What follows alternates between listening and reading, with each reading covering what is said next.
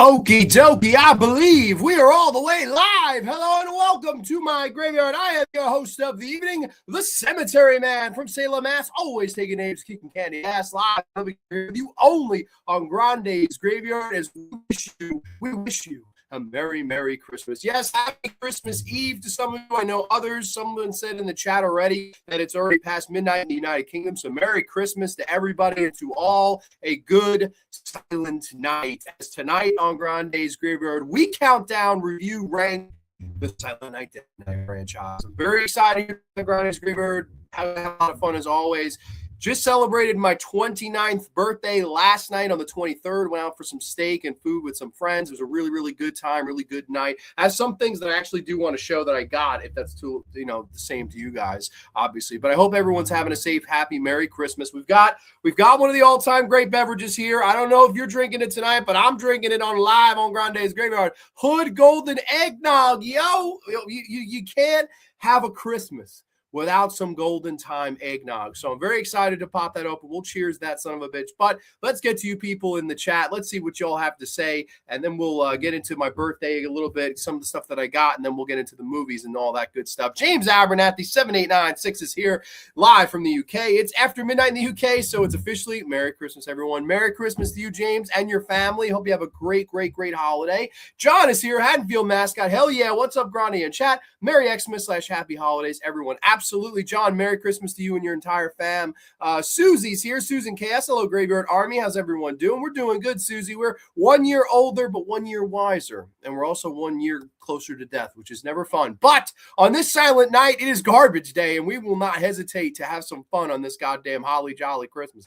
We have Dr. Howdy 6664. What's up, everyone? What's going on, buddy? Where the hell is that chestnut and pretty boy hair at? Yeah, you know what? The chestnut it's being concealed tonight by this fun black / Steeler Santa hat. So that's what I decided to do, just to be festive as possible. Slasher Fred, 'twas the night before Christmas in Grande's Graveyard and all through the web show that a creature was stirring except for the host. I'm always stirring, Slasher Fred. Welcome, my friend. Merry Christmas to you and your family. Grande, you're cutting in and out for me.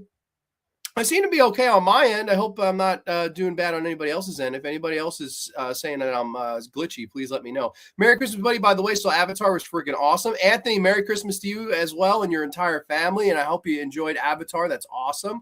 Better. Okay. Merry Christmas Eve. Ryan, the Hitman Hanley's in the house. Merry Christmas Eve to you too, my friend. You and the whole fam. Happy birthday. Happy belated. I wish you on happy birthday on Instagram. Thank you. Video was looking like 120p for a minute. Was it really? I'm okay on my end. That's so odd. I don't know. I have no idea. I'm fine on my end. So I apologize if the video went to 120p. It looks like it was shot with a potato. These things do tend to happen. But I just wanted to obviously say thank you to anyone and everyone that reached out to wish me a happy birthday yesterday. It was a really, really nice day. I did work, but I ended up going out with some friends and stuff after work. And I did get some kind of cool gifts that I wanted to share with y'all really, really quickly, if that's okay. So let me just reach over here. First and foremost, this was just so cool on so many different levels. For my good friend JP, one of my best friends in the world, he is a big, big card collector, and he went and got me this, which is literally my all-time favorite pitcher, probably my all-time favorite baseball player. He got me an autograph / uniform patch of Jacob deGrom. During his Cy Young season, obviously, when he was with the Mets. Now he's with the Texas Rangers, unfortunately, for me. I was a big DeGrominator fan. But, yeah, no, I was super excited to get this, and this was a really, really cool, thoughtful gift. So I just want to say thank you to JP. We've had JP on in the past. We did the Sopranos, top 10 Sopranos with him. We did The Shining together. JP's a great, great friend of the show and great friend in real life. So I just wanted to say thank you to him for that. Of course, AJ Zetro sent me a haul, a crazy bunch of stuff. So I want to say thank you to him. First and foremost, I'm rocking it on the show. I told him I would.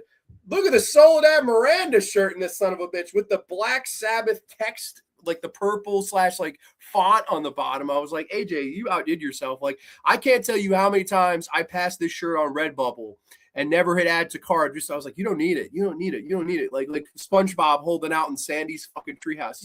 I need it. I needed it, but I never clicked send or add to cart or buy myself. And sure enough, AJ Zetro came in the clutch for me there. So thank you, AJ. I do appreciate you, sending me that. And it wasn't just that, but he also sent me these cool Soledad Miranda stickers that came with it, which I thought was pretty cool. some sold out stickers. And then, of course, he got me this really cool Edwige Fenech portrait, I guess. It looks like it's all colored in with stencil. And it figures it's going to work perfectly in this background. Like it's the perfect, it's like the same color as my back wall. So I was like, oh man, like I've got to get Edwige on this wall somewhere. I don't know. I'll have to finagle it where somehow it can be behind me on the show some way or another. Granted, there's more space around the room, so she may even go, nobody puts Edwige in the corner, but I may just do it just to save some space. But this was so freaking cool and thoughtful. And I was like, this is the Giallo theme, man. I really appreciate him sending me this. And then, of course, he also got me this, which is incredible, the Giallo Movie Posters Volume 2 edition, where I still have the seal. I haven't opened it up yet, but it has all the movie posters from every Giallo that came out from 1970 to 1971, and that was like a golden era of Giallo films. So that's really, really a cool gift and something I really want to go into. And I will later this month later in January, be doing Giallo January special where I'll be discussing 3 Giallis. So I always really enjoy Giallo films. And AJ Zitro, man, thank you so much for hooking me up with this. It was really, really kind of you. And fun zombie car and all that stuff. So my friend John, I didn't grab I had baseball cards from my friend Johnny, some gift cards from Jonathan, Brandon. My parents got me a gift card, like just tons of gift cards, tons of really nice words sent my way, and like people that I haven't talked to in the longest time felt the need to reach out and say happy birthday. So everyone that did, it made my day that you reached out and thought enough to say happy birthday. And I hope all of you have a very Merry Christmas if you celebrate it, and happy holiday, obviously, if you celebrate something else. But very, very thoughtful and kind. And I'm just very, very, I swear, birthday is always it's a wonderful life day for me. It's like, things are good. Like there may be problems here, there may be problems there may be ups, there may be downs, but like that's the day where you like, somebody out there cares about me. So it's a nice feeling. It's definitely a humbling feeling and a nice feeling. So I just want to say thank you to anyone that reached out. I really do appreciate that. You're glitching. I'm still glitching. Really? Oh, that's a bummer. Looks great now. It was choppy first. I don't know what happened. That is so weird. I don't have any. Usually on my end, I'll know. And this time it didn't do anything. You're good now, dude. Okay, well, I apologize for the technical difficulties. I have no unearthly idea. I'm sure I'll find out after the show, and I'll be like, son of a bitch, I lost my replay audience within the first few minutes. Nancy is here. My Aunt Nancy. Happy birthday, Merry Christmas. Thank you so much. Merry Christmas. It's not your birthday. Merry Christmas to you, too, my Aunt Nancy. We were just over eating a bunch of seafood. Mama Grande made a bunch of good seafood for us tonight. Scallop, shrimp, crab legs, the whole 9 yards. Really, really good stuff. Stuffed flounder. I'm a big seafood guy. Christmas Eve I like better than Christmas. And tonight I just picked out. But because it's Christmas Eve, because it's a special Days Graveyard edition, not on Thursday, because it was just my birthday yesterday, we've got to bust it out. We've got to bust it out. Let's do it right here, everybody. I want you to cheer with me and the Smog Monster. The Smog Monster is through Grande's Graveyard with me. We've got the eggnog time, the golden eggnog. Let's pour a cup of this. Let's cheers to 29 years of this planet Earth that I've been on, and to Grande's Graveyard, to the best fans in the world. Thank you guys so much. As it's eggnog time, yo. Let's fill this son bitch up. We'll go glass half full, right? We'll go glass half full. Everybody, cheers to you and your families. Have a safe, happy new year. And of course, this is the last Grande's Graveyard of 2025.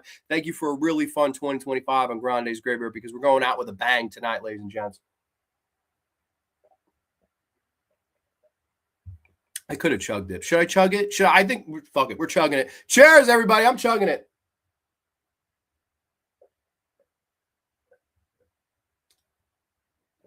All right. The Smog Monster has spoken. The Smog Monster has spoken, by God. Happy birthday. Looks like some awesome gifts that are very you. Yeah, see, like that's the thing. I'm a hard person to buy for. Like, people have no idea generally. Like my parents this year, they're like, oh, what should we get you? I'm like, don't worry about it. Like, and they're like, oh, well, we know you like all these crazy movies. I'm like, that you're fine. Like, you don't have to know what Swedish horror movies I'm into or what I want to buy. Like you have no, like it's not fair to them. So I'm just like, you don't get me nothing, man. Pound that whole carton. Oh God, chug. I can't drink a whole thing of eggnog on the graveyard, because then I'll hyperventilate or something. It won't be good.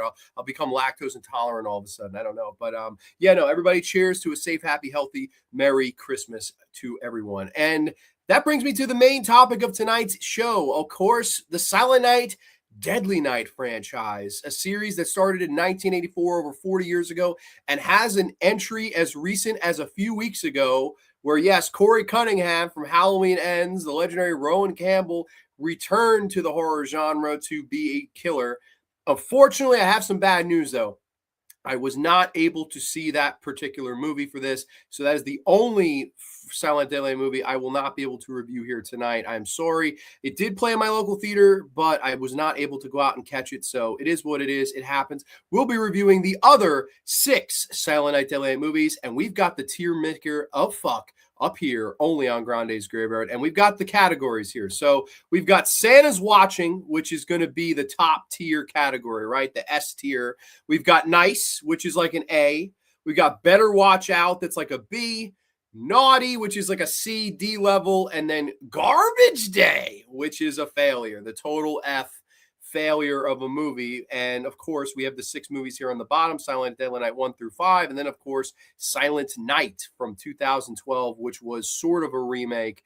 We'll get to that when we get to that. But let's see. Merry Christmas, Grande and everyone. Texas THC 1965. Thank you so much, man. Merry Christmas to you and your family as well. The new Silent Night Deadly Night was a lot of fun. I enjoyed it more than I expected. Okay, well, I'll have to check it out when I get a chance. That's the one that eluded me, unfortunately. And I did try to pirate it. I tried to like anything I could do to try to watch the movie before the show this week. It just wasn't in the cards, unfortunately. It was paying in a local theater, but it was like only at 11 o'clock on work nights. And I'm like, man, like I'm dedicated to the show, but man, I gotta get to my job on time as well too. So they took a little bit of a hit there. I'm sorry if it disappoints anyone, but when I do see it, I'm sure I will, as always, be as open about my opinion as ever. But let's get this show underway, right? Let's do it. Let's get this show underway with a little movie from 1984, the movie that started it all, and the movie that had a big controversy when it first came out, and a story that I don't know if everyone is so familiar with when it comes to this particular movie and its release. I'm talking about this movie from 1984.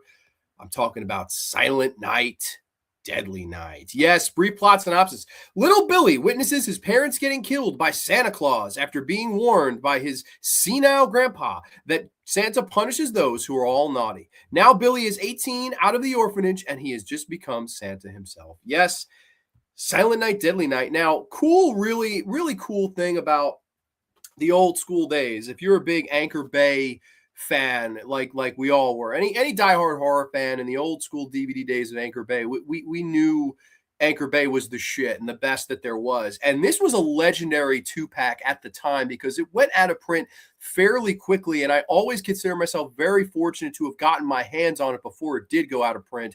This was the double feature of Silent Night, Deadly Night Part 1 and 2 on DVD from Anchor Bay. And of course, like I said, this was something that was pretty rare for the longest time, right? You had the unrated cut of the original movie, and then of course Part 2. This was like the only way to get Part 2 on a DVD edition, and it immediately went out of print. So this was like a fabled long time. I remember people offering me over $100 for this years and years ago. People were like, oh my God, I need to own that. I need to own that. Obviously now times have changed. You can watch Silent Night, Deadly Night 2 on Prime now, but there was a time where the only way to watch it on DVD in 480p was to get this particular DVD edition, and you had to drop at least 3 figures to do so. So just kind of crazy how the times have changed. But in that vein, Silent Night, Deadly Night 1, I think it's a movie that not a lot of people remember what happened at the time.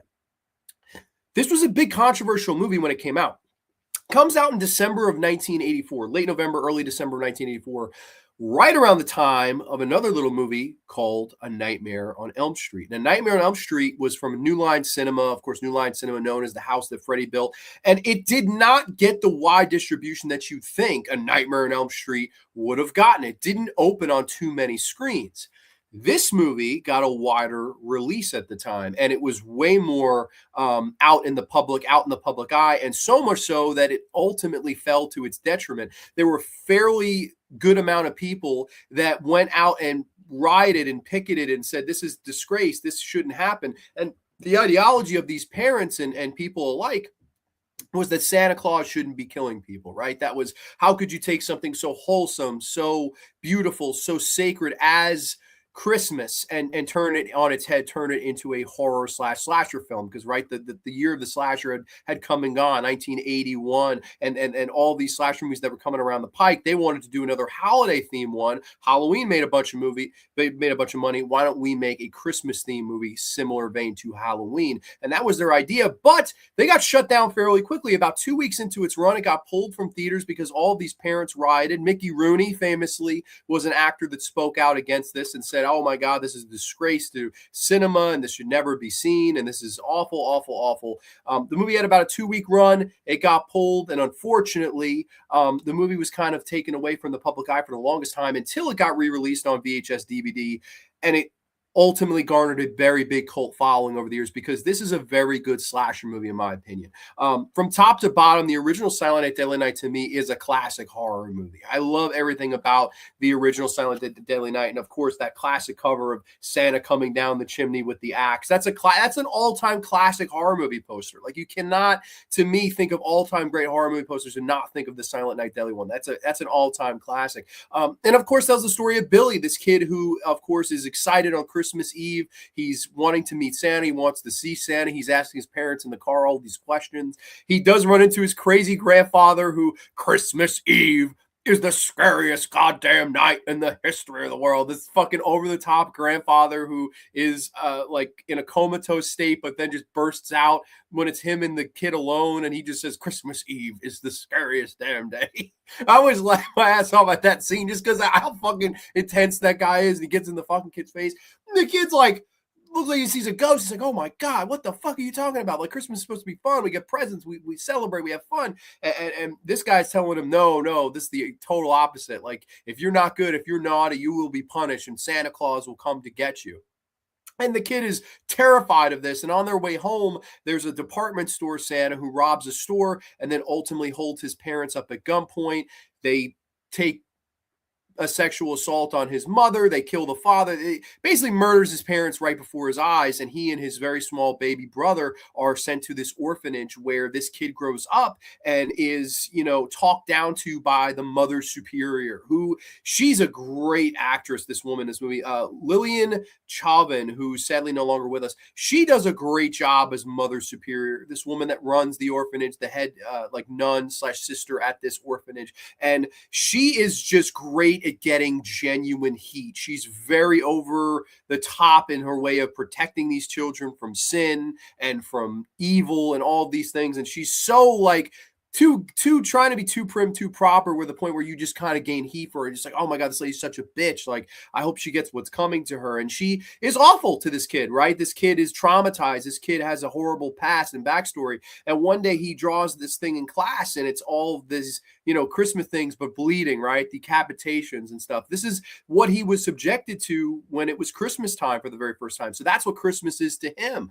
And she doesn't see it that way. So she sees these drawings and says, what's the meaning of this? This is evil. When we're naughty, we're always caught. When we're naughty, we're always punished. And she whips him with a belt at a point and tells him that, you can't be doing these things. And she's just terrible, like a total just tyrant in this kid's life from beginning to end, with this kid being in the orphanage.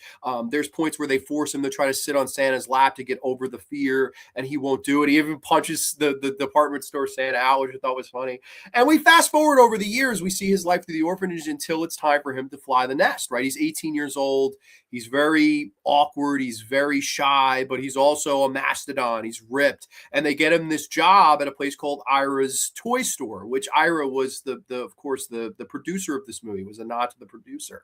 He goes there. The guy that's supposed to play Santa for the day doesn't show up. So they give him the suit and basically tell him, well, you know what to do. And so in his mind, Santa Claus fucking goes around killing motherfuckers on Christmas Eve. And that's basically what starts to happen in this movie.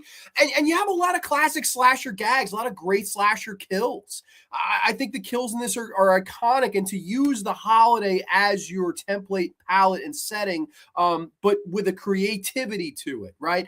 It's not just the guy gets hung, he gets hung with the Christmas lights, right? There's one guy, they're having sex in the store and he kind of comes in, naughty, and he hangs the guy with the Christmas lights. There's the Linnea Quigley scene that everybody remembers, where Linnea is bare-chested in one of her first ever roles, right? This was right around the time she would have done something like Don't Go Near the Park, and the following couple of years was Return of the Living Dead the following year, and Nightmare on Elm Street 4 the year after that, Slime Ball, Bolorama, all these movies that Linnea Quigley was in, and obviously not afraid to show her assets. The infamous scene in this where he impales her on the antlers.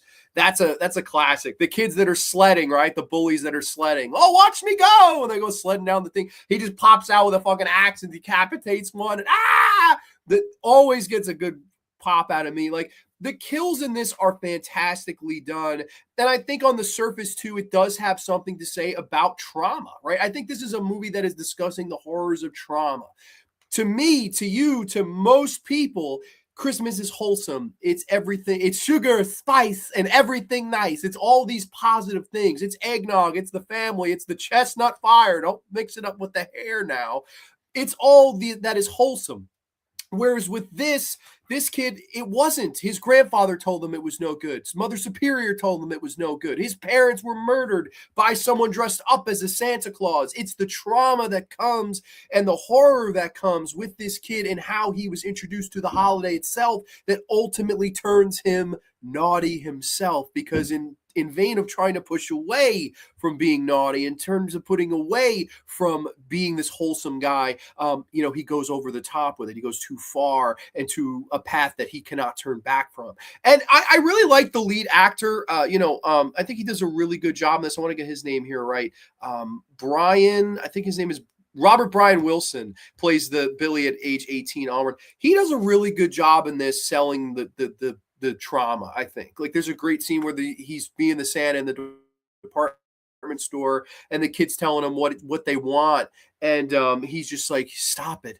That's naughty. You won't get anything if you're naughty. Like, he's dead serious, like sweating profusely. He's like, don't do this. Like, you're trying to beg this kid just to be nice, and it's just kind of insane. We get a crazy ass finale where he's picking off all these people and basically kind of goes back to the haunts of the orphanage to get Mother Superior for all the hate that she kind of put on him, and all the forceability, right? And of trying to force this kid who was traumatized into loving something that he always hated. He confronts her, and there's this a great tense emotional scene. There is no Santa Claus, and naughty, and he holds the thing up and then basically gets shot down. And the movie ends where, he's lying there dead all in front of these kids. And we see the baby brother who's still in the orphanage this time. He kind of sees all this, and we're thinking, oh shit, what's going to happen from here? Is he going to pick up where his brother left off? And that's end up where they go with the sequel. To me, Silent Night, Deadly Night's a classic slasher movie. And I do think, for what it's worth, it's wrong that what happened.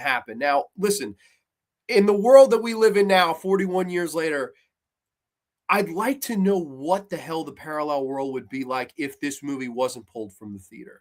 Like, you have to keep in mind, this was released on more screens than original Nightmare on Elm Street. Came out around the same time. Because this gets pulled, Elm Street gains legs and made all of this money for New Line. And then, of course, Nightmare on Elm Street 2 did even better. 3 did even better. 4 did even better. It was like the money train started to roll. And it makes me wonder what would have happened if this would have stayed in the movie theaters, and maybe, just maybe, this would have been the movie that got in the legs. Maybe this would have been the big franchise for years and years to come. It's something that it's a hypothetical. I think in a parallel world, that's what happened. And it, to me, is a really, really interesting what if scenario with the horror genre, right? Yeah, no, we're all happy with Fred Krueger. Fred Krueger is an all-time horror icon, and we forever remember Freddy, right? Freddy is an icon of horror.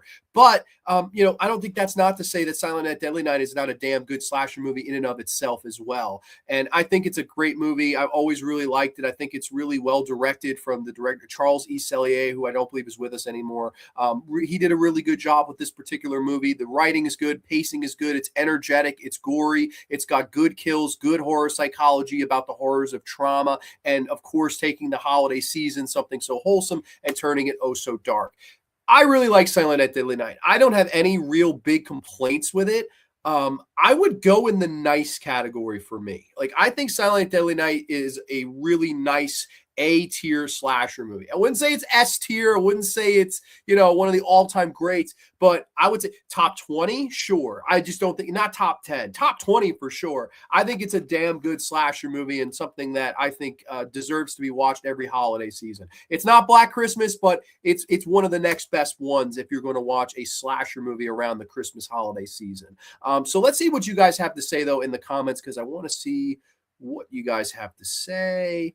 I still need to see it. Yeah, I'm in that boat too. I haven't seen it yet. So I apologize for letting you all down. I know so many people were like really looking forward to my review of that. And I was like, I'm so sorry. I just didn't get around to it and I couldn't pirate it. So yeah, that's on me. I apologize. I still need to see that. Okay. The cover is legendary. Yes, it is. That's an all-time legendary, iconic horror image, in my opinion. Like, to me, that's as classic as it gets. If you look at the poster from the 1984 original, it's very hard to tell whether Billy's coming down the chimney or coming out of it. Well, yeah, no, I mean, it's supposed to be him coming down the chimney, but it's a classic poster, and it goes for, I've seen it go for decent money. I've seen it go for $300-400. I don't know what it goes for now. I really haven't looked in the longest time, to be perfectly honest. But it's always been a one sheet I kind of wanted to own. It's a really nice one sheet. I usually skip part 2. It bugs me they reuse the footage. Oh boy, you're not gonna like my review of part 2 then. Ryan, same dude, not a big fan of part 2. Oh, all right. Well, you guys aren't gonna like my thoughts on part 2. I'm gonna tell you right now. The montage sequence with the song, the warmest side of the door feels like something. Well, that again, and that's, you gotta keep in mind, that's where we were. We were in the mid-1980s. There were montages everywhere. The Breakfast Club was the next year. The Breakfast Club, I think, was only a few months later. I think it was March of '85.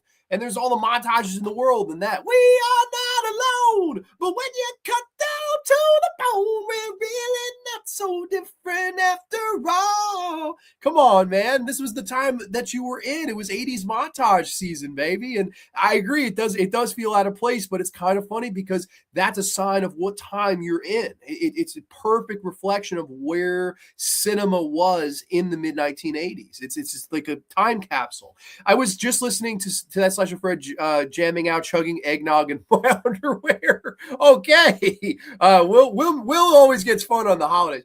He's always fun, period. But around the holiday season, you watch out. You better watch out. There was a lot of Christmas horror movies that also include the serial killer and the Santa suit antagonist, such as Christmas Evil, To All Good Night, which was David Hess. I've reviewed both those movies on the channel. Christmas Evil is, I think that's an S tier. Like, I love Christmas Evil. To me, that's much more thriller, psychological character study about this guy who eventually believes that he is Santa Claus, and by the end, does he become Santa Claus? I mean, I love Christmas Evil. To me, is probably the second best Christmas horror movie there's ever been, only behind Black Christmas. I love Christmas Evil. So All a Good Night, it's sleazy. It's very exactly like what you think, right? A lot of day for night shots. David Hess at the direction. Jessica Runyon, I think they shot it in a few days.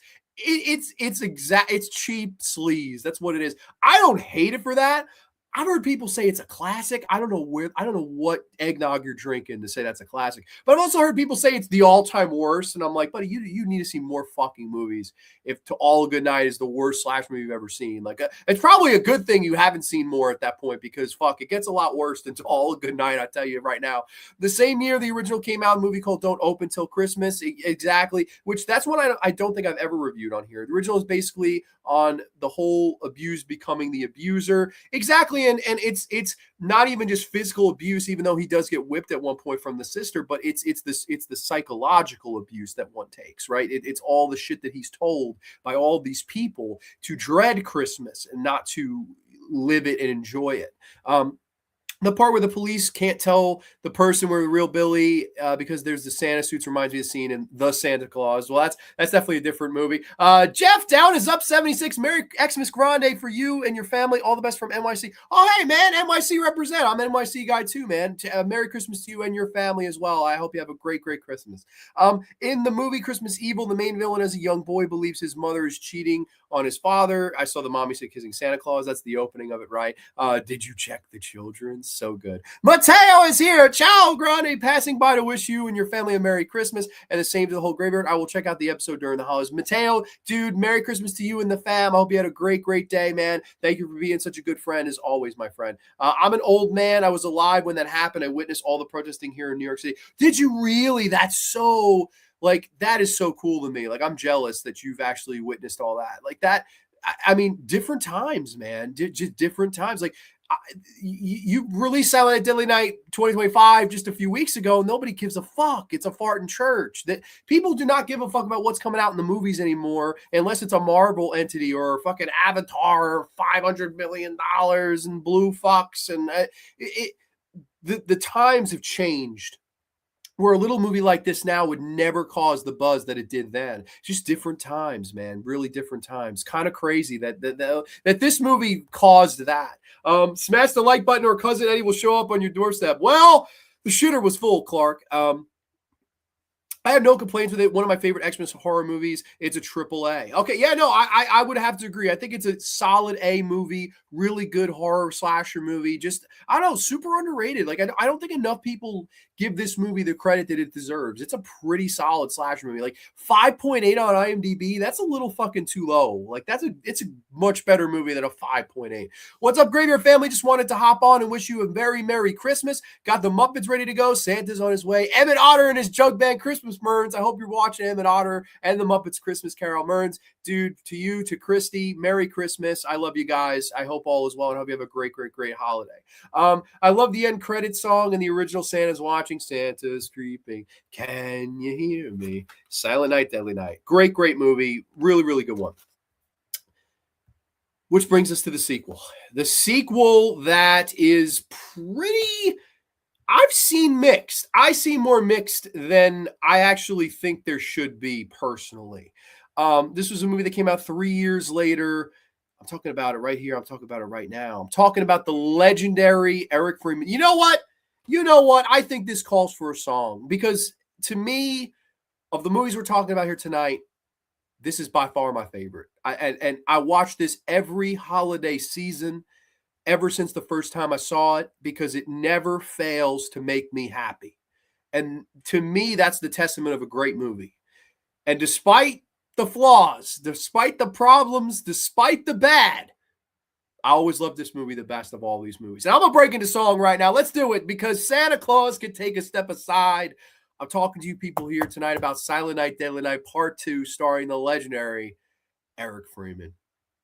Eric Freeman's coming to town. He sees you when you're naughty. He knows just what to say. He knows if you've been bad or good, so watch out, it's garbage day. Hey, you better not pout. You better not cry. You better be good or you're gonna die. Eric Freeman's coming to town. Eric Freeman, you crazy bastard. We're reviewing it right here. We're reviewing it right now. The all-time best Silent Night, Deadly Night movie. I'm talking about it. Silent Night, Deadly Night, Part 2. Brief plot synopsis. The now adult Ricky talks to a psychiatrist about how he became a murderer after his brother Billy died, which leads back to Mother Superior. Yes, Silent Night, Deadly Night 2. It's misunderstood. Like I've heard people agree with me and they think it's the best one, but I've also heard people say it's the worst one and it's a disgrace to film and blah, blah, blah. Hear me out. And I'm going to bat for this movie because I do believe it needs to be gone to bat for. You got to keep in mind that the original Silent Night, Deadly Night 1984, it was in the theater for about 13 to 14 days before it got pulled. Once it got pulled, it was all the controversy, all the bad press, all the money lost. The movie wasn't a profit because, listen, they were making the money. They were about to make their money back. They were about to get into that green profit area that we all know and love and want in the business of filmmaking. It didn't get that opportunity because of these protests, because of what happened and how all these people revolted against it. So what happens with Part 2, and the biggest knock that you hear against it, is the fact that, the first 40 minutes is a bunch of reused footage interspliced with Eric Freeman as Ricky. I hear that gripe. I understand that gripe, but you have to keep in mind that in 1987, a lot of people, if they didn't see the first movie, they missed out on that footage that you see in the first 40 minutes. So when you went to the theater, oh, great, this is catching me up. To me, the way I look at it, the way I've always looked at it, is Silent Night, Deadly Night 2 shows you the Cliff Notes highlights version of the original movie, right? Just the 40-minute version of the original movie. All the kills are still in there, all the psychology, all of that stuff, it's all still in there.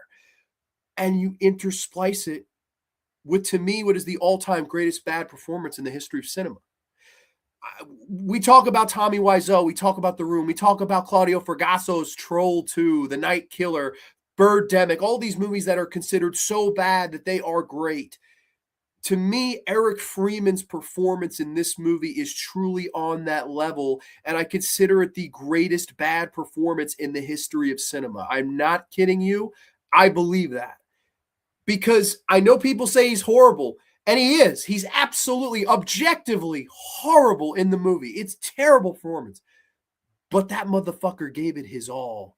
Every eyebrow raise, every line delivery, it never fails to put a smile on my face and make me laugh because that motherfucker went for it. Whether you think it's the worst movie of the bunch, whether you think it's the best, I love the energy, the effort put into this performance from Eric Freeman. He's the reason to watch it. It's totally his show, his world, and I think it's the performance that always keeps me back from watching it. I could quote this movie like the back of my hand. Ricky, have you been getting any sleep? I don't sleep. The fucking well, are we making any progress here? Or are we just jerking off, Doc? And the evil laugh, ha ha ha ha. All that, like, every time I watch this movie, I can't help but burst out laughing at it. And anyone I've ever shown it to, they're like, what the fuck is this guy doing? Like, it's an immediate, like, something clicks in your head where you're like, what is it? Can somebody tell this guy he's got to act better? But if you count the eyebrow raises, he eyebrow raises in this movie with his eyebrows over 100 fucking times. If you took a shot of whiskey covered nog, you'd be dead by the 20-minute mark in this thing. It is a riot how funny his overacting is in this and just all the delivery. I don't know. I think this was a smart move in a lot of ways because, again, we hadn't at that time seen the original really. It wasn't as exposed. So, okay, we'll give you the best parts of part one, and then we're going to continue where part one left off, right? It was setting up for the little brother to be the killer. And then, of course, we follow Eric Freeman and his story, right? How he was raised and became a killer in and of himself. He fell in love with a girl, killed her. It's also, of course, one of the actors from Friday the 13th Part 7, if you will. She's actually in this movie, which I thought was kind of funny. Elizabeth Catan. She's in this movie as the love interest of Eric Freeman's character, and they show, scenes of them having sex, falling in love, going to the movies, which is the cheapest movie theater in the history of the world. It just looks like they're in a fucking room and they're watching the Eric Freeman's like, I'm beginning to like this picture. Like, I don't know why. It always makes me fucking laugh. It's just so fucking bad. It's great. I can't explain it, but like, I don't know, man. It every time never ceases to make me fucking chuckle. Like, I love this movie. I think it's hysterical. The infamous rampage of Eric Freeman, right? Where he learns that his girlfriend was not a virgin as she told him. He kills her. Uh-oh! She runs away and he fucking strangles her. And then, of course, this cop, oh, don't make any moves, buddy. Don't make any moves. And he kind of takes the gun just because the guy shoot himself. He takes the gun and just goes on the rampage around the neighborhood. Hey, what's the ruckus out there? Blah! Guy gets shot. Of course, the infamous garbage can scene where we have the shot behind the camera. It's lifted up and Garbage Day shoots the guy. That's become one of the all-time biggest horror internet memes and videos, right? Of the Garbage Day just getting blown away, taken in the trash. That's become iconic. Everybody knows that line. Everybody knows that scene. It's like synonymous with the Silent Night, Deadly Night movies and Eric Freeman. It all kind of culminates to it's him telling his story. It's the reused footage of the first movie. And then, of course, he breaks out towards the end and he wants to get Mother Superior, who's now had a stroke, who's retired, who's living at home and wheelchair ridden. And we watch as Ricky comes home to try to finish the job that his big brother Billy was trying to do in the original film. And even that, I mean, just a riot. The way he kicks down the door, the smile, and the, oh, I love a chase, and the, oh, there you are. Like, just every time I watch this, man, it fucking makes me cry laughing. Like, this is one of the funniest movies ever fucking made to me. Like, without a shadow of a doubt, one of the funniest movies ever made. And then, of course, he does finish the job. He gets blown away, and the movie kind of ends there. But, like, to me, another thing about this, and another thing about him as an actor, right? This is a guy that, let's face it, didn't go on to do much, left the business not too long after this. And there's a infamous story, at least in my eyes. I don't even know if anyone knows this. It's so infamous, I don't even know if you guys know the story. There's a story where he was working on the show Sybil, which Sybil Shepherd, right? Who's a notorious nightmare. Everyone hated Sybil Shepherd who's ever worked with. I mean, you never hear people talk very lightly about Sybil Shepherd. She was known as a fucking bitch, let's be honest. And she had her show Sybil. He was going to be working on an episode. The episode never aired with him on it, or he was cut out. So obviously, if you look at his IMDb, it's not on there. He's not credited in the role. But this was a story that made him leave the business. And I think this is a story that's worth telling to anybody that doesn't realize sometimes how cruel acting can be, how tough acting can be. He got a role as a background character with 1 or 2 lines, and was shooting, was in catering, and Sybil Shepherd sat down at the catering with Eric Freeman, sat down at the table with him, said, "Hey, what are you doing here?" And Eric Freeman is thinking, oh my God, Sybil Shepherd, the fucking lead of the show with her name in the fucking title. This woman sitting down, taking the time to talk to me, ask me questions. Holy shit, this is great. Like, I wonder if she's going to give me pointers. I wonder if she's going to, tell me what I could do better, what I've done good, what I've done bad, whatever. She sat down and told him, you need to go home. You need to get out of here. You're not cut out for this. You're terrible. And she basically undressed him and berated him and humiliated him in the middle of this catering, right? And the guy quit the business. The guy left. The guy's episode never aired in Sybil. The guy left acting, and nobody could fucking find this guy for over 30 years. It was about 2016, I believe, was finally when somebody finally found this guy. And I believe it was his brother. And he said, Eric, they've been looking for you. Because I'm not alone here in believing in this role as one of the all-time funniest, one of the all-time most entertaining roles that there is in the history of the genre, right? This is my troll two. If there's a troll two of best worst performances, it's Eric Freeman in this movie. And the fact that now he was found and he was interviewed several times, and seems like the nicest guy, most down-to-earth guy, but like he said, he was like, listen, acting wasn't for me, and I know people buried me in the performance, but like I did my best. I tried my best. I think that's the testament of watching this movie is, again, objectively, yeah, it is bad. It is laughable, but I love that he put it all on the line. Like, it's a performance where you don't see anything held back from the actor. He gave it 110%. And to me, that's what acting should be. You should lose yourself in it. You should give your all. And like his effort to me is a big reason to watch, and the charm, right? The charm of how good it's bad. I don't know. I love this movie. I love Silent Night, Deadly Night 2. I know people say it's horrible. They don't like it. Again, you get the best parts of the first movie. I would rather watch the second movie than even watch the first movie. I watched the second movie. I'm getting the best parts of part one, interspliced with Eric Freeman's voiceover and his crazy, wacky acting, the crazy third act in the house, and I love a chase and garbage day and all these things. To me, it's the most grand. You have the best parts of part one. You have Eric fucking Freeman. You have all these wacky umbrella kills and over the top, and all this. To me, Silent Night, Deadly Night 2 is the best of the Silent Night, Deadly Night movies. I know it's sort of a hot take. This is a movie that gets a 3.9 on IMDb. It's like notorious for being hated and how could they use all this reused footage? I get it. I hear the gripes. But Eric Freeman's the fucking GOAT, and that's all I care. That's all I've got to say about that. I'm like Forrest Gump on the podium. The War of Vietnam, Eric Freeman, and Garbage Day. Like, hell yeah, man. I love this movie. I know, hot take, but we're gonna put it right here. We're not keeping it in Garbage Day, even though that would be fitting. This one goes in the top. This one goes in Santa's Watching for me. I love Silent Night Part 2. Despite how much heat it may get me right now, because I haven't seen one person agree with me so far. Let's see.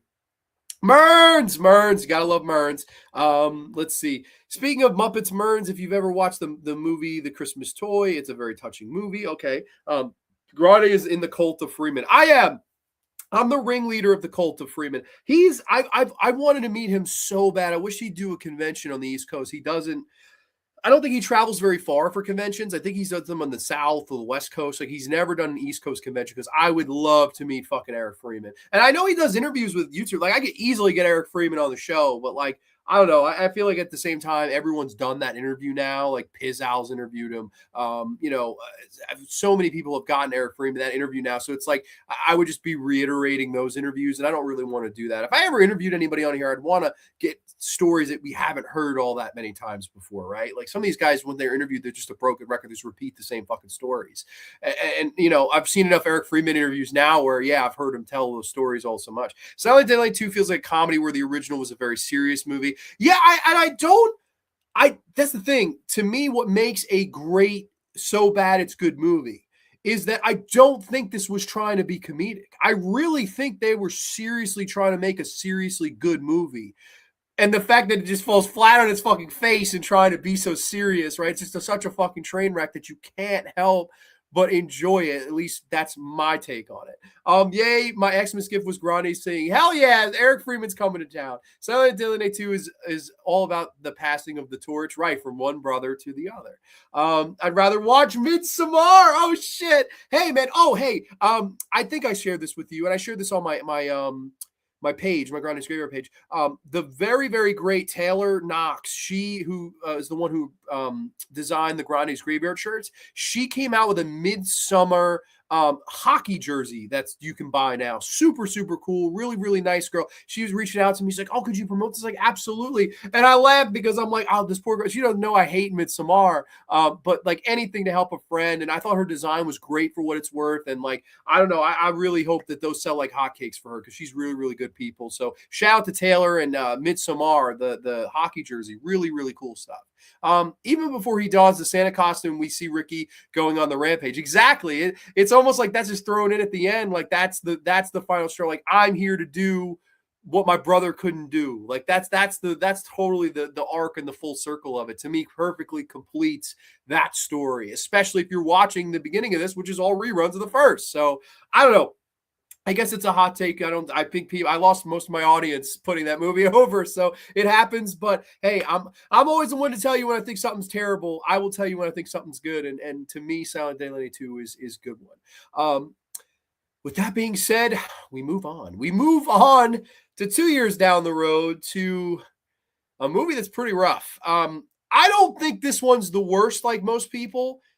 But I think it's pretty bad, like most people. And yeah, there's no sugarcoating this. This one's pretty rough. This is from, of course, the year 1989. This is actually one of the only, I believe in the U.S., this is the only solo edition it's ever gotten, because I know there was the Lionsgate 3-pack of Silent Deadly Night 3, 4, and 5. There was the DVD version, and then there was this Blu-ray version from Vestron, which I have this now, which was like, I think it was $15 for 3 movies. Like you can't really say no and pass up on it. You get 3, 4, and 5 all on Blu-ray, all with features too, which was cool. But I do have this, and this is a horror relic. This is from 1989. It's even got that classic horror sticker on it, which I'm just the biggest mark for that. I don't know, it's not focusing, but this is Silent Night, Deadly Night, Part 3.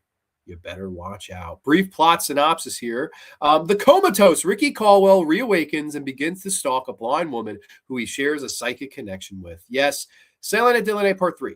Now, there's a lot of history with this particular movie that we have to get into. I will say, first and foremost, if for nothing else, I really like the cover art. I don't know. There's something about it. The rainbow icicle, the pride icicles, the blind woman looking onto the distance, and even the very blue, beautiful blue eyes. Like I love this cover, and I love the little horror sticker. Like I'm happy to own this VHS. This is a cool fucking VHS to me. It's a little worn, but I don't know. This is one that I think is kind of cool to own. That's about where the positives end with this particular movie. This is a pretty rough film. Now, of course, the original idea was pitched by Brian Yuzna. And Brian Yuzna, of course, had done Society in 1988, Set the World on Fire. He'd go on to do movies like Bride of Reanimator. He'd go on to do movies like Silent Night, Deadly Night 4, which we'll be discussing next. Brian Yuzna initially pitched this as, hey, listen, we told Ricky's story. We've told the story of killing Mother Superior and the horrors that come with Christmas. Why don't we move on? Why don't we make this like a Halloween 3 situation? We'll make it Christmas themed, but we'll move on from the Ricky Caldwell story. We'll tell a completely unrelated Christmas horror story that's not about a killer Santa Claus. That was the pitch.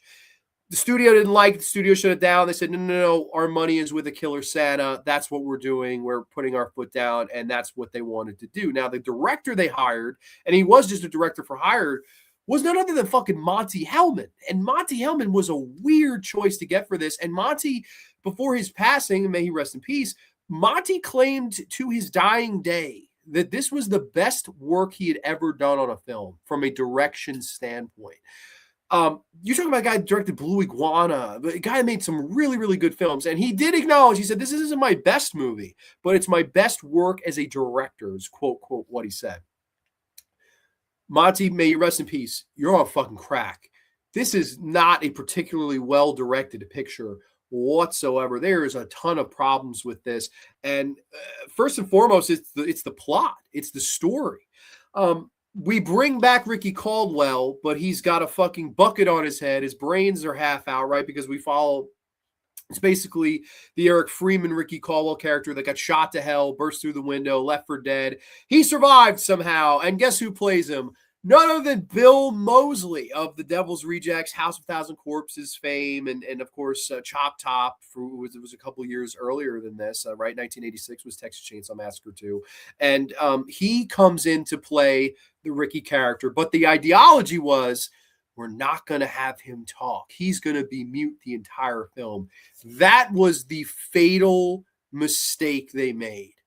You got Bill Moseley. Bill Moseley, his talent is talking. His talent is cutting promos. His talent is the memorability of the lines, right? The whole, fish boy and all that, and Chop Top, lick my plate, dog, all that stuff, all the great Bill Moseley one-liners that we know and love and have always remembered Bill because of. You're taking that element away. You let Eric Freeman run wild with that role, go over the top, scream garbage day at people and shoot people. Whereas Bill Moseley, you really contained his talent. And I think that was the biggest mistake they made. I think in retrospect, if they knew the type of talent Bill Moseley had, and they should have known because Texas Chainsaw 2 had already been out for 3 years. But if they knew House of a Thousand Corpses and of course, Rejects Bill Moseley, I think they would have changed their mind and they wouldn't have had enough dialogue scenes of him. Hindsight always being 2020. They didn't do that here. That was a big fucking mistake. Now, the second big mistake is Samantha Scully in the lead.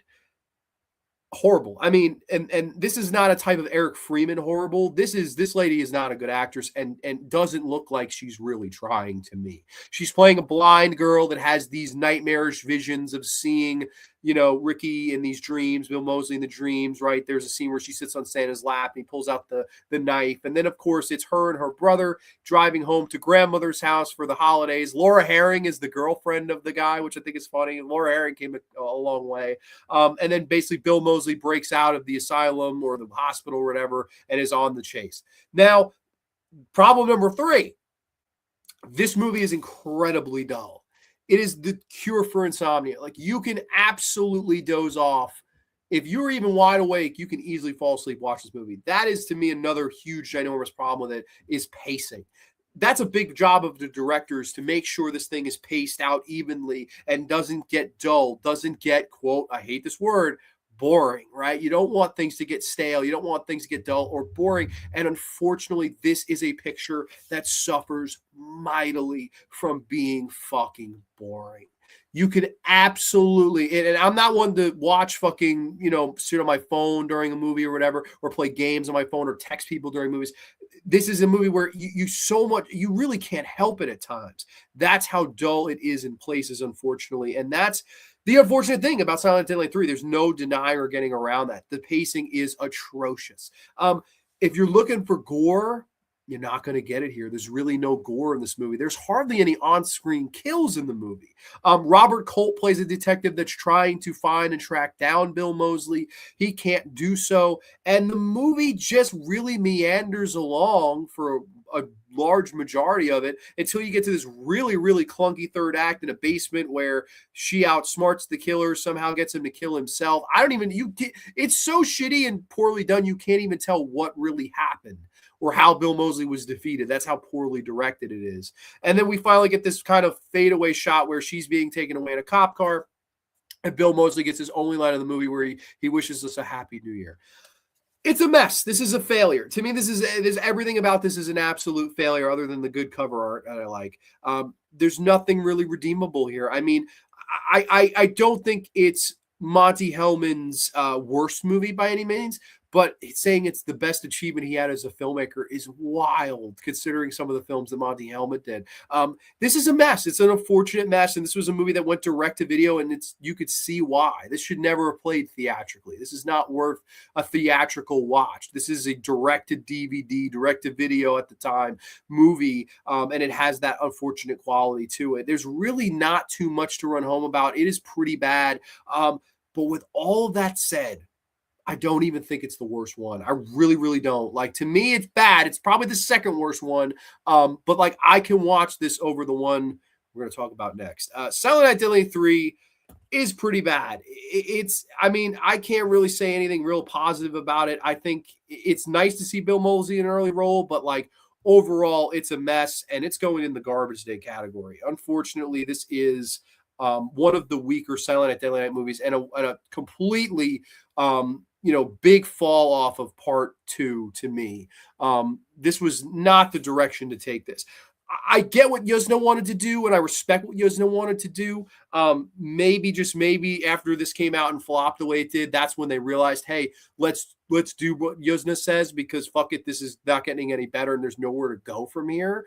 So in retrospect, I think that was their mentality. But man, Silent Night, Deadly Night 3 is fucking pretty bad. I don't recommend this movie to anybody. I love this. Like I said, I love this VHS. I love that horror stickers is very retro, very old school, like the cover art. But that's where the positives start, and unfortunately end with Silent Night, Deadly Night 3. You better watch out. This is as dull as they come. Not a good one. Not a good one, in my opinion, but let's see. Not too many comments. I'm sorry. Christmas Eve Graveyard's pretty dead right now, so bear with me. I apologize, guys. The plot of Silent Night, Deadly 3 feels like something out of a Nightmare on Elm Street 3 Dream Warriors. Okay, I mean, there are dreams in it, but other than that, Dream Warriors is a very energetic, electric film with a great young cast. This ain't that. Evening all only on the Graveyard. Happy Slayer holidays. Black Glove Reviews 1979. Dude, thank you so much, man. Hope all is well with you. Merry Christmas to you and your family. Dog, you watch your tongue. Oh yeah, you're not gonna like my review of part 4. I'll tell you right now. I'm sorry in advance. But 3 is boring dog shit. Yeah, it is. It is boring. That's probably one of its other main flaws. Like, you take out Bill Moseley's talent as a talker. You put a horrible lead actress in there that didn't look like she wanted to fucking be there. And thirdly, I mean, you have no pacing to your movie. I mean, the investigation, the chase, it couldn't be any more flat. Like, it's just completely flat. So it's unfortunate. It's not a good movie. It is what it is, though, and we move on. Oh, okay, I'm sorry. I don't remember much of 3 at all. I couldn't get down with it either. Yeah, it's really bad. I know there are a lot of people that say this is the worst one. I can't argue that. Like, I can't argue somebody saying this is the worst one. I have friends that think this is the all-time worst horror movie. I know Elm Street Warrior thinks this is the all-time worst horror movie. Billy Henry has told me this is the worst movie ever made. I don't know if I'm there. I don't know. Like, I think it's bad, but worst movie ever made? I don't know about that. Like, to me, that's way too far. But I've heard people say it. I've heard people say this is easily the worst one. That I can't really argue with, although even though it's not my least favorite. Part 4 is so wild, so many fun scenes. We're about to get into it, and who would drop in but the Muppet Man himself? Jeff is in the house. Merry Christmas, Graveyard. Merry Christmas to you and your family, Mr. Jeff. Hope all is well with you, buddy. But we're there. We're about to get into it. From the year, oh boy, I believe this was 1990. Yes, 1990, the direct-to-video sequel, where they stepped in with new upcoming director Brian Yuzna, who I just mentioned, of course, had directed Society by this point, Bride of Reanimator, and then all of these movies that would come out afterwards. This was finally them caving into what he wanted to do with part 3. Hey, I want to make this like Halloween 3, right? We'll make this a horror movie that revolves around Christmas, and we'll just drop all the Killer Santa stuff. That was what they wanted to do. They shot him down for part 3, but here they said, you know what? Fuck it. We're going to do part 4. We're going to do what you want to do. We'll make it a Christmas-themed horror movie, but you can do whatever you want with the palette, right? You could drop the Killer Santa stuff. Which, unfortunately, we get the movie that we get. Silent Night, Deadly Night 4 Initiation. Brief plot synopsis. A reporter investigating the bizarre death of a woman who leaped from a building in flames finds herself mixed up in a cult of witches who are making her a part of their sacrificial ceremony during the Christmas season. This is by far my least favorite, and like I would never watch this movie unless it was for the show. Like I was like, oh my god, I have to fucking watch this again. Like I literally was like, I don't even know if I want to do the show because of this. I have to rewatch this piece of bunky shit. And like I said before, you some people had the old school Lionsgate 3-pack of this.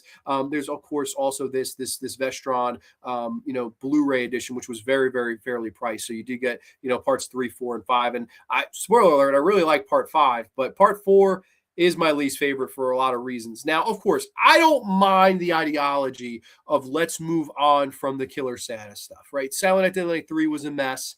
It was no good. I get why you'd want to move on from that. I get why you want to take it in a new direction. That's not my problem with this movie. And I will say there's a positive here, whereas with part 3, I don't really think there is a positive. The special effects from Screaming Mad George are incredible. I mean, tremendous. Like literally, unbelievable, stunning images, right? Of course, Screaming Mad George had come off of Nightmare on Elm Street 4 and the Roach Motel scene. That's one of the great kill scenes in the Nightmare on Elm Street franchise. And in here, you get a lot of practical bugs, and that's all that stuff looks great. That's my one positive for this movie. Everything else, though, is fucking terrible. We watch this fucking bland lady who is investigating. Oh, this lady fucking jumped off a building and burst in spontaneous combustion before she hit the ground.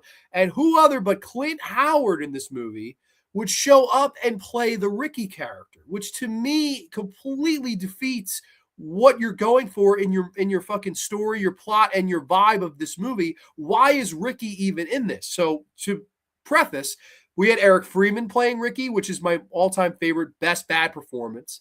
You have Bill Moseley, who's a horror icon. Granted, they took away his talent, didn't let him fucking speak in part 3.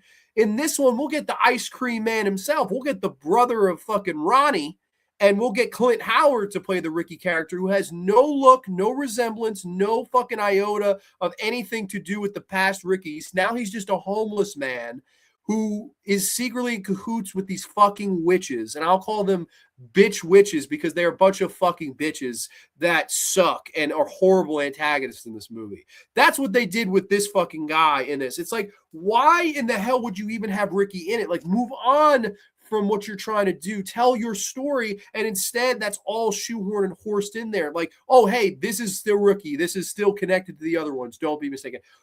Terrible direction, terrible decision. I mean, literally one of the worst decisions they can make. And another one is the writing. S.J. Smith and Arthur Gorson write this screenplay, and what they're going for is feminist horror. I like some feminist horror movies. I love Ginger. I think Ginger Snaps is fucking cutting edge in the engine. I love Ginger Snaps. This is an example of a fucking piece of shit, terrible, awful female empowerment horror movie that fucking sucks and defeats its own fucking purpose the entire way through. I'm this fucking lady. I'm dating this fucking guy. I work at this job, and all the people at the job are misogynistic. Hey, here's Reggie Bannister from fucking Phantasm. He's a fucking jerk. He asked me to make him coffee because he doesn't believe in the value of women. He doesn't believe in the integrity of women. He doesn't believe they can be fucking smart. So he tells her, "Hell, hey, just get me some coffee, babe. I don't value you as an employee because you fucking don't have a dick." Well, fuck you.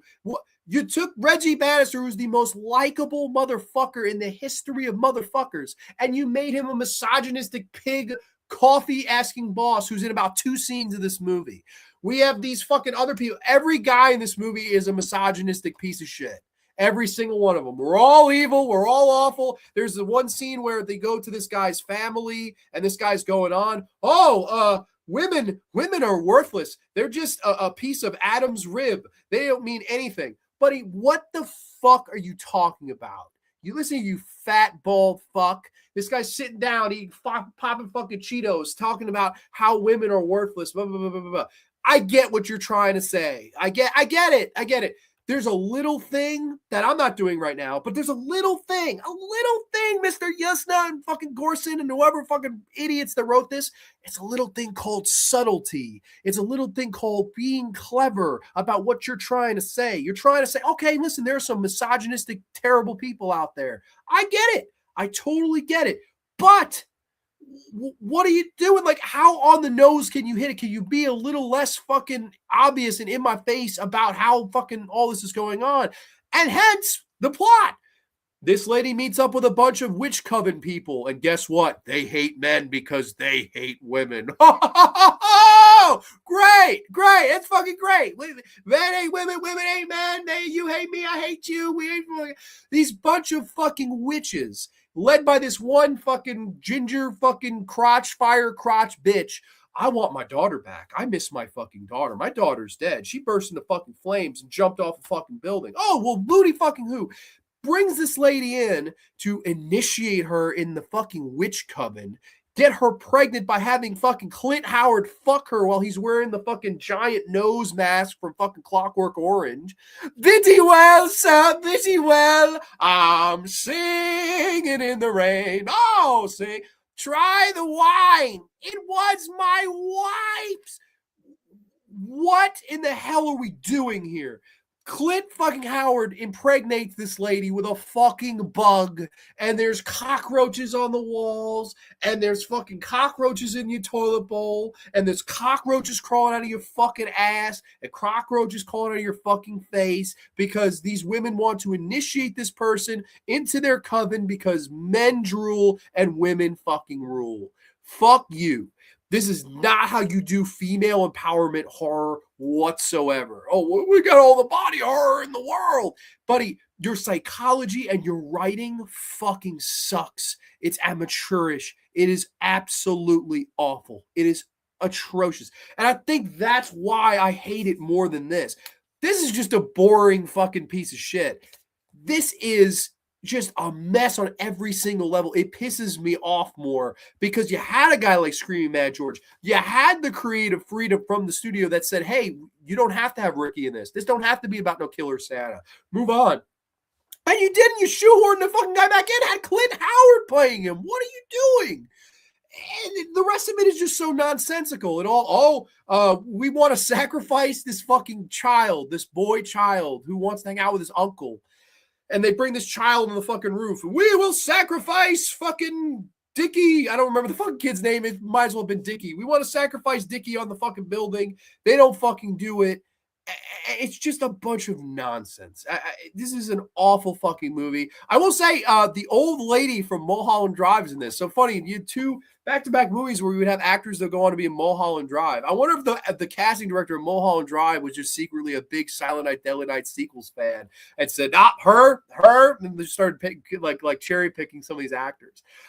This movie fucking sucks. I think it sucks. I promise you, I will never watch this movie again. It is a waste of my fucking time. There's not a laugh. There's not anything good to say. It is totally in your face and unsubtle. And to me, it completely just defeats the purpose of the story they were trying to tell.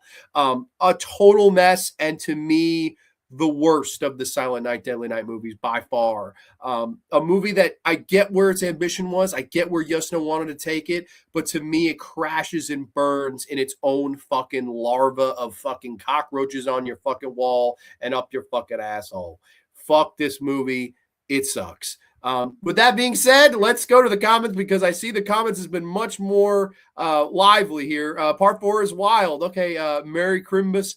Part 4 is body horror gold. Yeah, no, I know. Will is a big fan of this, and cool enough, Dr. Howdy and Jeff, Phantom Analogs, on their podcast, The Cabinet of Dr. Howdy, 3 years ago, they interviewed Brian Yuzna, and they put this movie over. They are big fans of this one. So if you don't agree with me, if you definitely are liking Part 4, totally check out their episode on that, because that was a really fun episode, and like, I've heard all the behind the scenes stories of that where they recorded for hours and they got high with Yusna, like all this fun stuff. So that's a really, really good episode of podcast. If you haven't listened to that, is them talking to Yusna. They talk about, Society, Bride of Reanimator, like all these movies with him. And it was a really, really good interview. So if you guys haven't checked that out, totally do, because it's a really good interview. I want to shove that worm up my ass. Well, they basically did. I mean, they shoved the worm everywhere else. Screaming Mad George is the positive. He's great. That guy was great. That guy was so ahead of his time, cutting edge, like just a really, really talented guy. And if you're interested, there is an interview with him on this Blu-ray, which I thought was better than the whole movie itself, to be perfectly honest. They also interviewed the fucking writer, who was a fucking idiot. I was like, this makes perfect sense to me.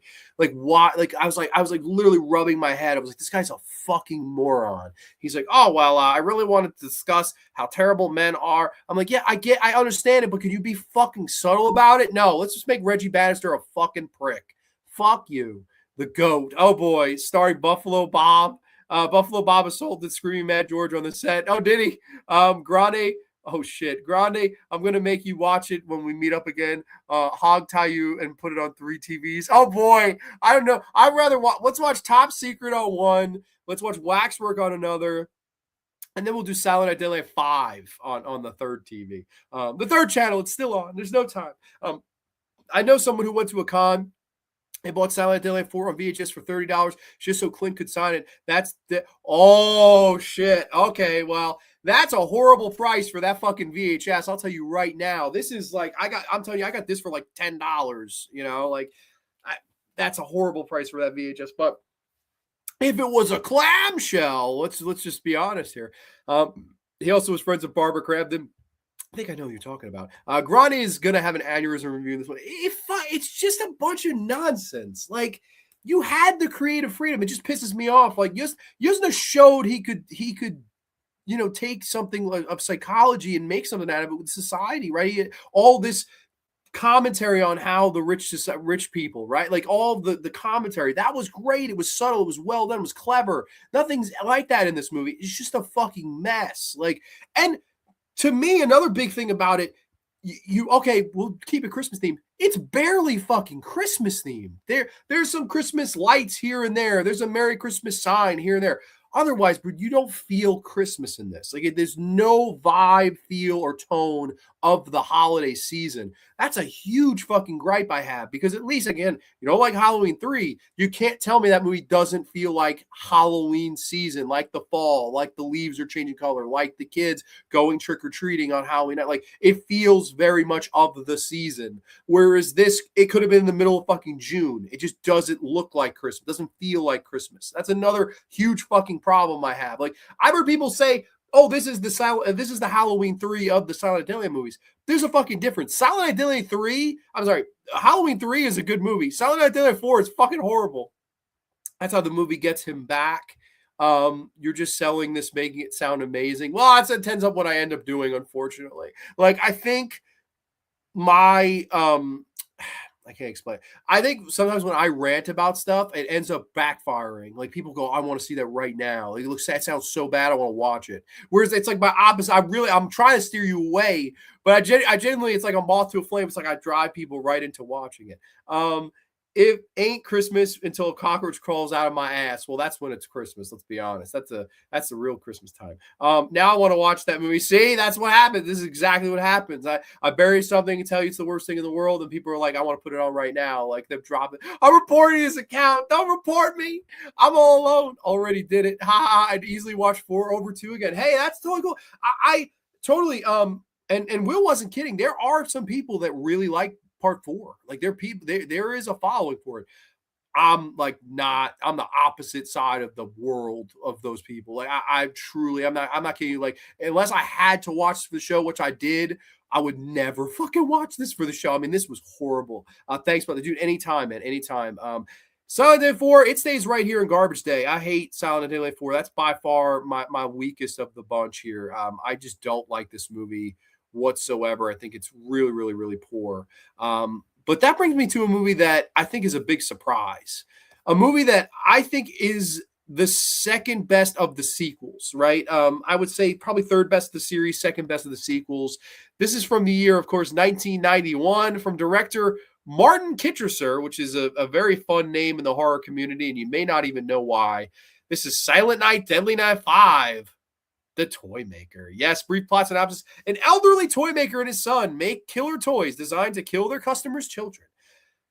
Martin Kitcherser, the director of this. Now, you may not even know that name. That may not ring a bell to you. Martin Kitcherser is the man that put the fucking hockey mask on Jason. And not a lot of people know that. He was, of course, a script consultant / supervisor on Friday the 13th Part 3, also helped out with some of the makeup department and stuff like that. And he was a big, big hockey fan.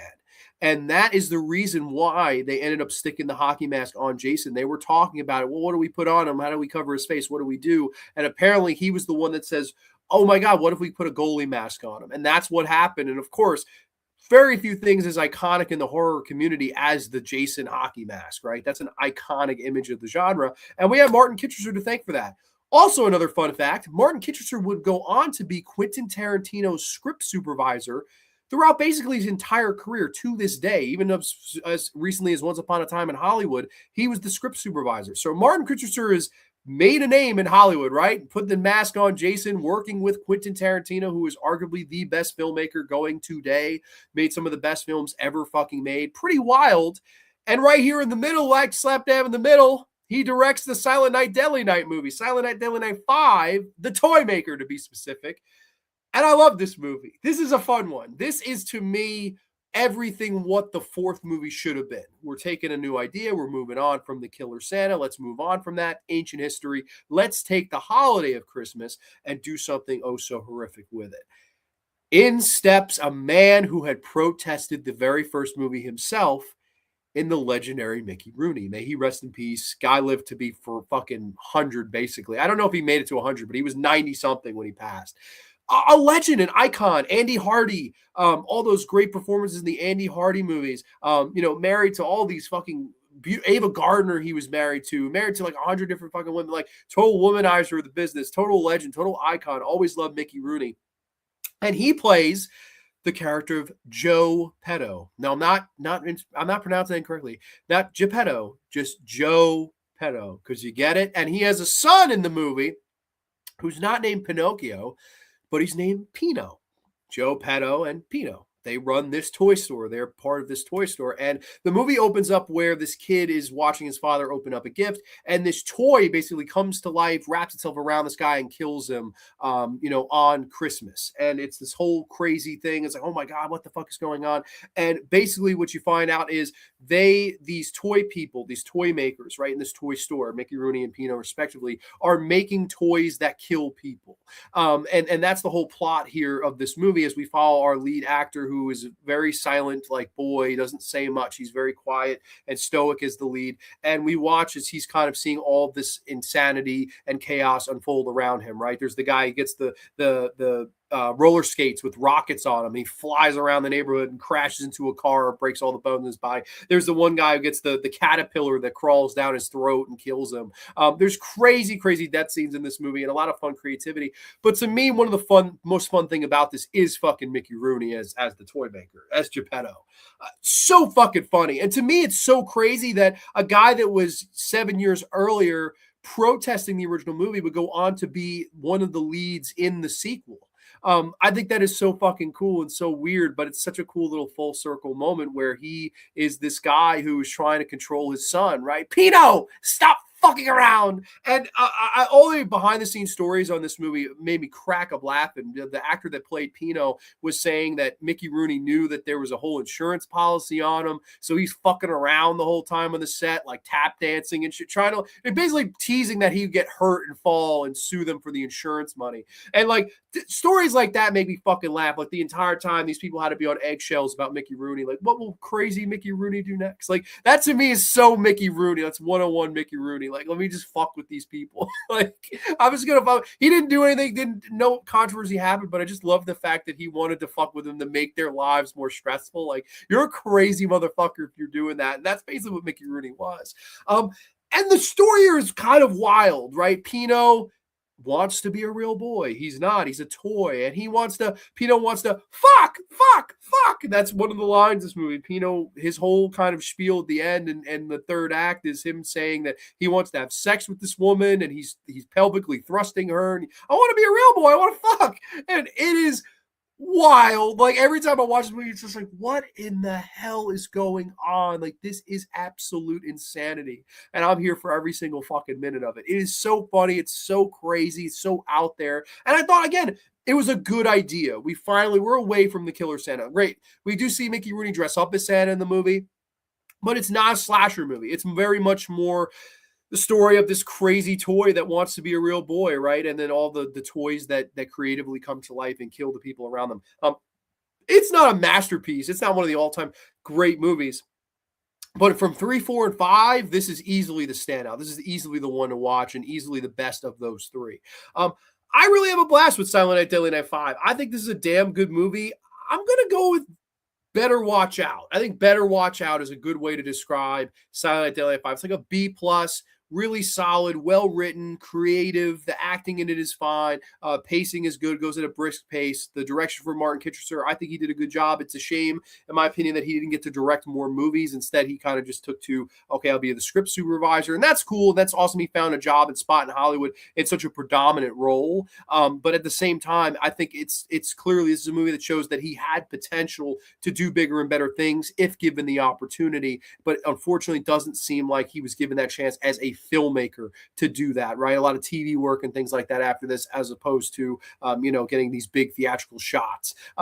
Good movie, solid movie, a recommendation for me. I like Silent Night, Deadly Night 5, The Toy Maker. That one comes in at a Better Watch Out. This is another great one. Yeah, I really like part 5. To me, part 5 is everything part 4 should have been, right? You're changing the formula, moving on from Killer Santa. I wish they would have gone here first as opposed to with the witches and all that stuff. The misogynistic fucking horrible. Mickey Rooney was the classic movie National Velvet. Yeah, Mickey Rooney was in a ton of stuff, man. Just an all-time legend. All the movies with Judy Garland, right? The Andy Hardy movies with Judy Garland. Like, I don't know, I always really liked Mickey Rooney. Like, just a really cool thing to see him pop up in this series. Weird, but kind of cool at the same time. But that brings us, ladies and gents, to the last movie of the evening. Yes, from the year 2012. Of course, Silent Night, Deadly Night, the franchise was very silent for a long time, no pun intended. 21 years, to be in fact. 21 years in between movies here. It looked like the Silent Night, Deadly Night series was long and over with. And this little movie came out in 2012. It went direct-to-video, played in, I guess, select theaters some places, but it was just mostly just a direct-to-DVD/Blu-ray title from the year 2012, and director Stephen C. Miller. I'm talking about Silent Night. Brief plot synopsis. The police force of a remote Midwestern town search for the killer Santa Claus who is picking off citizens on Christmas Eve. This is kind of like, I rewatched this for the first time probably since 2012, just a night or so ago. And to me, what's glaring about it, what the number one thing that sticks out 13 years later, almost 14 years, in a few days, 2026, is the fact that this is where the genre was at this time. It's a glaring thing that the genre was just in a really bad place in the early 2010s. Now, of course, your Paranormal Activities of the world had come out. Your Saw train had just ended in 2010. The paranormal wave was taking over. So for a Silent Night, Deadly Night remake pseudo name, right? We'll get into remake or not in a minute here. The genre itself, though, it just felt so stale and poor at this time. And then to me, this feels like a lot like it's trying to be like Rob Zombie's Halloween. Like, to me, almost so to the point where we'll get Malcolm McDowell to be the sheriff in it. Instead of playing Loomis, he's the sheriff. We'll have him be Brackett, basically. It really feels like, let's try to be Rob Zombie's Halloween. We'll have it be brutal. We'll have all the characters cursed. We'll have the sleaze. We'll try to make it as Rob Zombie, as hardcore rock and roll as we can. And if you like that type of movie, you like the Rob Zombie, I would think you would love this. I would think this would be a really high up praised remake for you.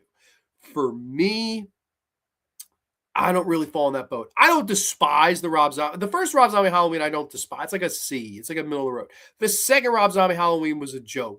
I don't like the second one whatsoever. That's a failure.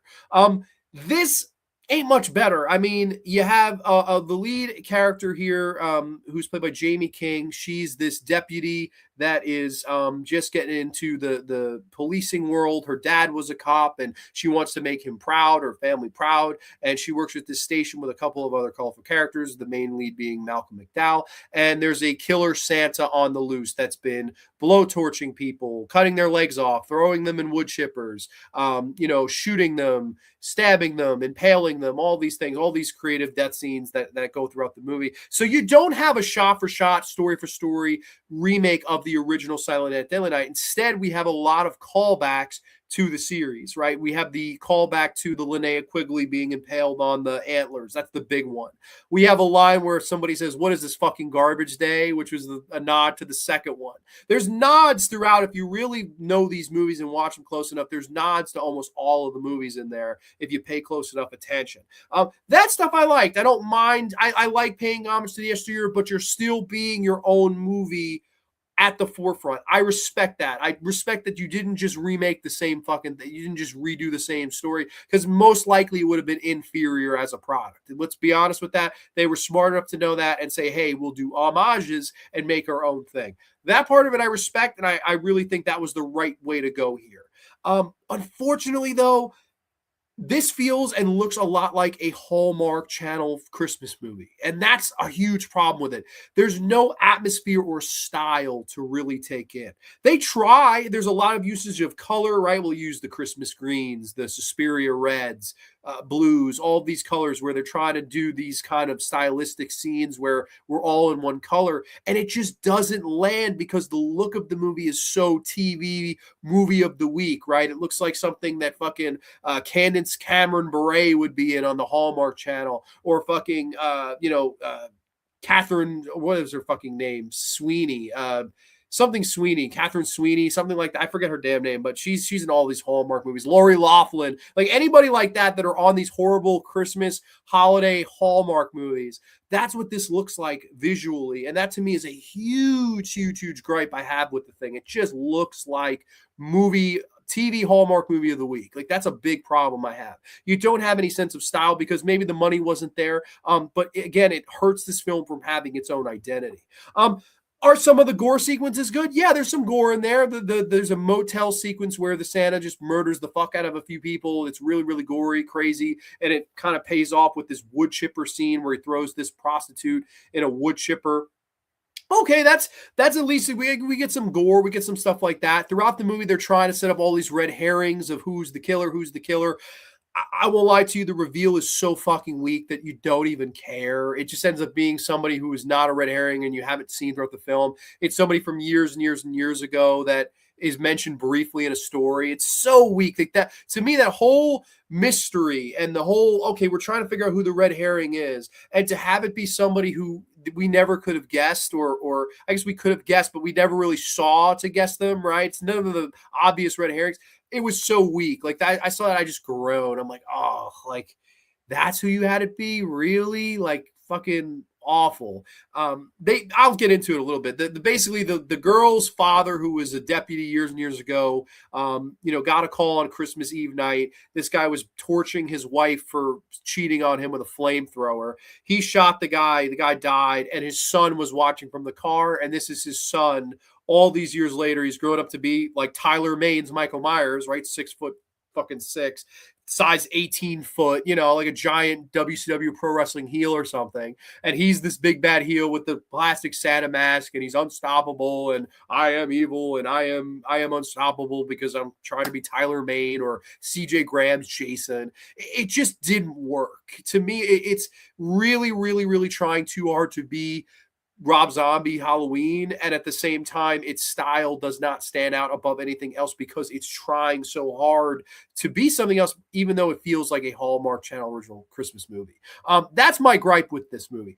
It's not the worst thing in the world. The genre at this time, I think, just was so fucking vanilla. And I think this was a prime example of that, because anything we got that was away from the mainstream, that wasn't getting the money that these paranormal movies were getting, was stuff like this. And they just clearly didn't have enough money or the resources or the direction or the talent really to make this work.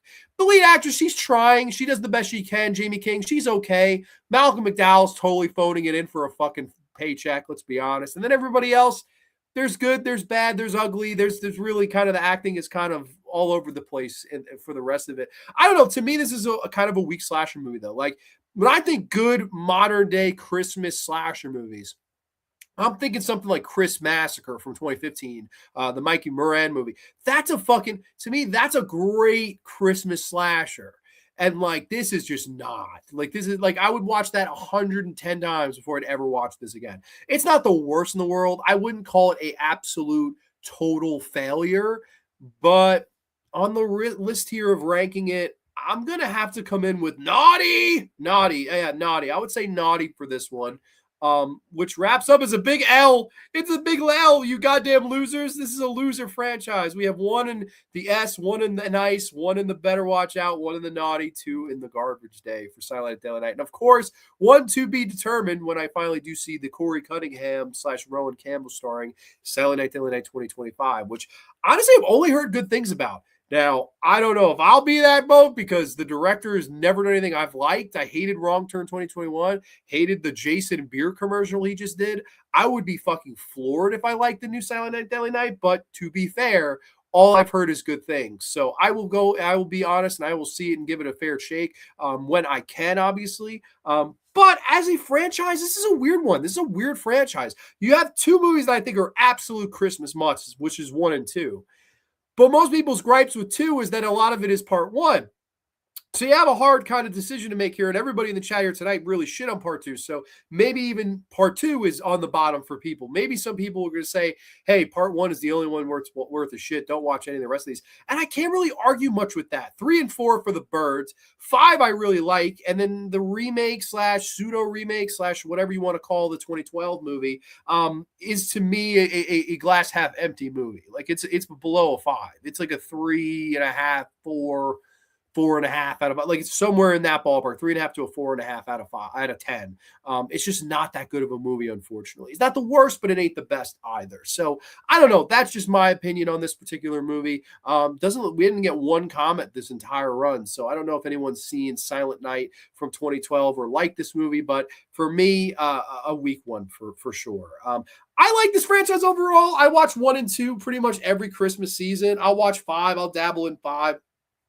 But the other 3, unless I'm reviewing them on a Grande's Graveyard show, like, I don't know, right now, I kind of steer away from those. So, I mean, that's just me. That's what I do with this particular franchise. But this was a fun episode, guys. Thank you so much. I know this was weird to do this on a Wednesday. I knew tomorrow was Christmas, the holiday itself, and I know I initially had planned to take this whole week off, but I unfortunately had to cancel one show, so this kind of got pushed back. I'm very excited for January. I'm very excited for the new year. I did post the January schedule, if you will. We've got a bunch of fun stuff next week on Grande's Graveyard. We kick off the new year with the sons / daughters / basically the children of the Masters of Horror. We'll be reviewing horror movies / films from the children of Masters of Horror, like George Romero's son, George C. Romero, like, of course, Asia Argento and The Heart is Deceitful Above All Things, like David Cronenberg's son, Brandon Cronenberg, and Infinity Pool. And I messed that up when I posted. I didn't even realize, and John pointed out, he's like, I think Brandon directed that one. I was like, huh? And I saw it. I'm like, oh my God, he's right. I fucked this up. I thought that was so funny. But yes, Brandon Cronenberg's Infinity Pool, which is one I really like. We'll be bringing back the Wheel of Torture. We'll spin the wheel and we'll discuss horror movies that were directed by the children of Masters of Horror. So that's going to be an episode. We've got a J-horror special. We're going to be talking Junji Ito and Tomie, all the Tomie movies. We have a Giallo special for next month, Black Mirror season 4, and then also one more that it's totally escaping me. And we're also doing box office bombs, which should be a really fun episode. We'll bring into the Wheel of Torture on that, and we'll discuss some movies that bombed at the box office. So a very fun new year to look forward to. I'm very much looking forward to it. Cinephile World Order, CWO, stopping to say hello, Merry Christmas, and be safe, everyone. Dude, Merry Christmas to you too and your family. I hope you have a great one, Sean. Thank you. But everybody, before I go here, I just want to say a quick thank you again for all the birthday wishes, all the kind Merry Christmas wishes, and for a great year on Grande's Graveyard. 2025 was a year where, unfortunately, I got sick more times than ever in my life. I don't know why. I just got bitten by the sick bug this year. I do appreciate all your patience, all your support, people that catch the replays when they can't catch the live shows,